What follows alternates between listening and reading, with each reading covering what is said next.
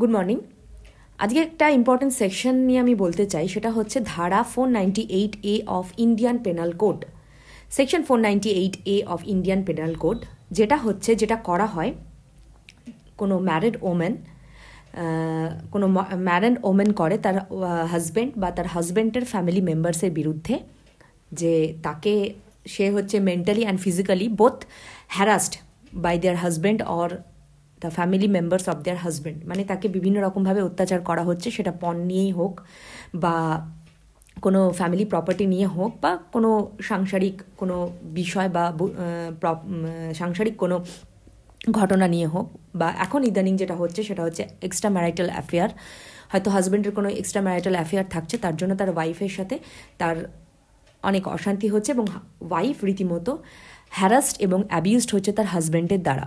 এবং সেই ওয়াইফ যদি তার হাজব্যান্ডের বিরুদ্ধে বা ওয়াইফের ফ্যামিলি মেম্বার্স যদি তার হাজব্যান্ডের বিরুদ্ধে এই ধারার আন্ডারে মামলা করে, তাহলে কিন্তু এটা হয়ে যাবে কগনিজেবল অফেন্স এবং নন বেলেবল অফেন্স, মানে serious in nature, cognizable offence এবং নন বেলেবল মানে জামিনযোগ্য নয়।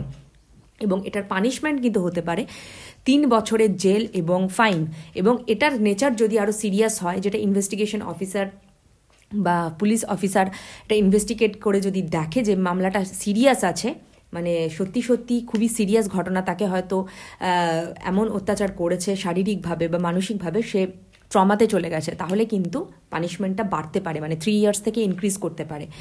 এটা হচ্ছে এই ধারার মানে আন্ডারে, এটা হচ্ছে রিলিফ, মানে ওয়াইফ রিলিফ পেতে পারে। বাট যেটা আরও ইম্পর্টেন্ট বিষয় সেটা হচ্ছে এই ধারাটার অনেক মিসইউজ হচ্ছে, মানে ওয়াইফ ম্যারিড ওমেন বা ওয়াইফরা এই ধারার অনেক মিসইউজ করছেন।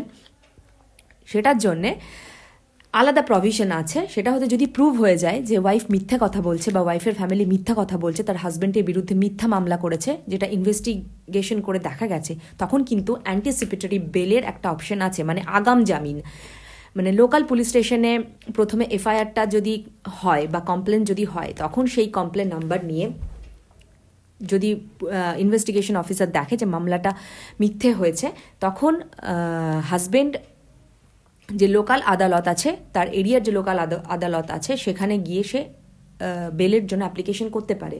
যদি সেখানে সেটা রিলিফ না হয়, তাহলে ডিস্ট্রিক্ট কোর্টে যেতে পারে, মানে জেলা আদালত যেটা আছে, সেখানে বেশিরভাগ ক্ষেত্রে অ্যান্টিসিপেটরি বেলের জন্য অ্যাপ্লিকেশন করলে কিন্তু বেলটা গ্রান্টেড হয়ে যায়, যদি এটা প্রুভ হয় যে এটা মানে ওয়াইফ তার বিরুদ্ধে মিথ্যে মামলা করেছিল, এটা হাজব্যান্ড টোটালি এখান থেকে মানে এটার সঙ্গে একদমই সম্পর্কযুক্ত ছিল না, তাহলে অ্যান্টিসিপেটরি বেল পাওয়া যায়। যদি সেখানেও না হয়, তাহলে কিন্তু হাইকোর্টে এই অপশনটা আছে অ্যান্টিসিপেটরি বেলের। আপনি অনায়াসেই অ্যান্টিসিপেটরি বেলের জন্যে অ্যাপ্লিকেশন করতে পারেন, যেটাকে আগাম জামিন বলা হয়।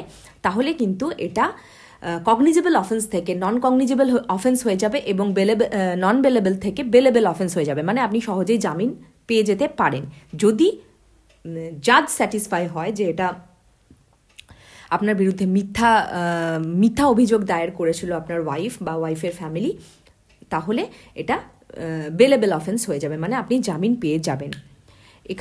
এই ধারায় অনুযায়ী অসংখ্য সুপ্রিম কোর্টের জাজমেন্ট আছে, যেখানে সুপ্রিম কোর্টের খুব স্ট্রংগেস্ট গাইডলাইন্স দেওয়া আছে যে ঘটনাটা সত্যি কি না, ওয়াইফ তার হাজব্যান্ডের বিরুদ্ধে যে অভিযোগটা দিচ্ছে ঘটনাটা সত্যি কি মিথ্যা, সেটা হচ্ছে প্রুভেবল, মানে প্রুভ করে দেখতে হবে, এভিডেন্স জোগাড় করে দেখতে হবে আদৌ ব্যাপারটা সত্যি কি মিথ্যা।